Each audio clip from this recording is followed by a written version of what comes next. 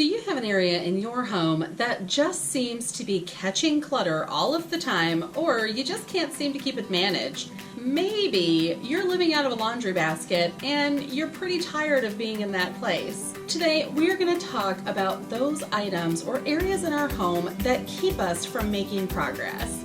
That's what's coming up next at the atwhatcostblog.com.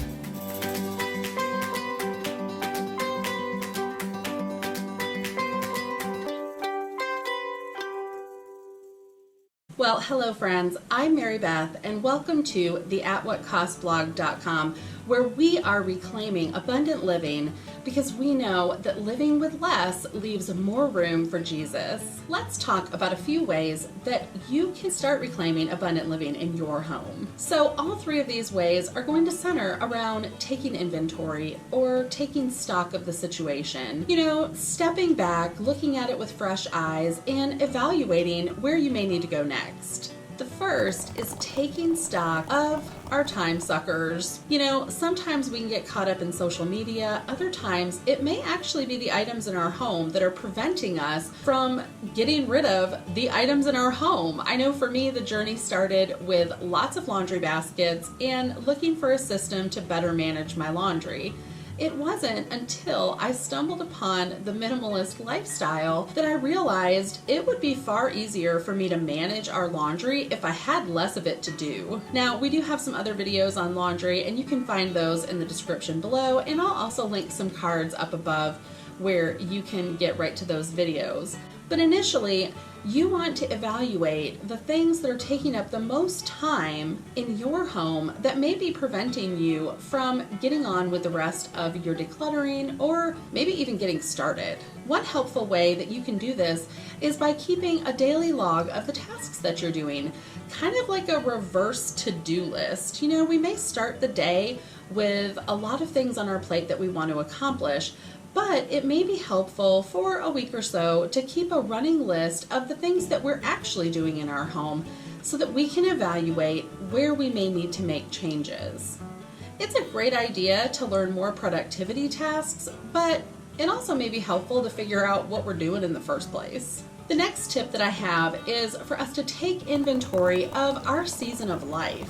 Having small children at home and children with special needs, working full time, my time is very limited. I had to be intentional, I had to be ruthless, but I also had to be realistic. I knew that I would spend more time maintaining the areas that I had already done than decluttering new ones, and I had to learn that the hard way. I would go through an area, get it all decluttered, organized, and feel like I had made a lot of impact, only to come back the next week and find it in shambles again. So taking stock of the season of life that you're in can be really helpful in pacing yourself and staying motivated. Another way that we can take stock of our season of life is devoting small increments of decluttering in those areas that we identify as time suckers. Once we free up some of that time, we'll have more time to devote to get through the rest of our home. And I think you'll find as the journey continues, some other areas of your life may get a little easier to handle as you get some of these things under better control. I know when I freed up my laundry time, I had a lot more time to teach my kids how to do the dishes and put away their laundry. The next tip is to take inventory of our why. Why do we want to take these steps? I know for me, I was just tired of folding laundry and feeling like Mount Washmore constantly erupted at our home. But what I learned along the way was that there was a cost to all of the abundance that we had in our home. Yeah, that kind of explains the name, right? At what cost? Yeah, the cost was my sanity, my time with my children, and ultimately, this was the big one, and it took a long time to learn, my self-esteem. I really felt like those piles of laundry were a reflection of my ability to care for my family. And I'm guessing that you may also be looking for a way to organize things so that you can feel like a better version of yourself. That is something I can totally relate to. But evaluating why we are doing this can really help in keeping us motivated during those times when we may face a little backlash. I can tell you that not everyone was completely on board with a minimalist Christmas or removing 75% of the toys in our kids' bedrooms. Oftentimes, we can feel a lot of pressure from the outside when we come to the decision to make some changes that more rightly align us with Christian living. And we see that reflected here in John 10:10. And it says, "The thief comes to steal, kill, and destroy. But I came that they may have life and have it abundantly." I wanted abundant life.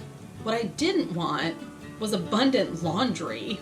The thief is going to come to destroy. He doesn't want for us to be more rightly aligned with Christ.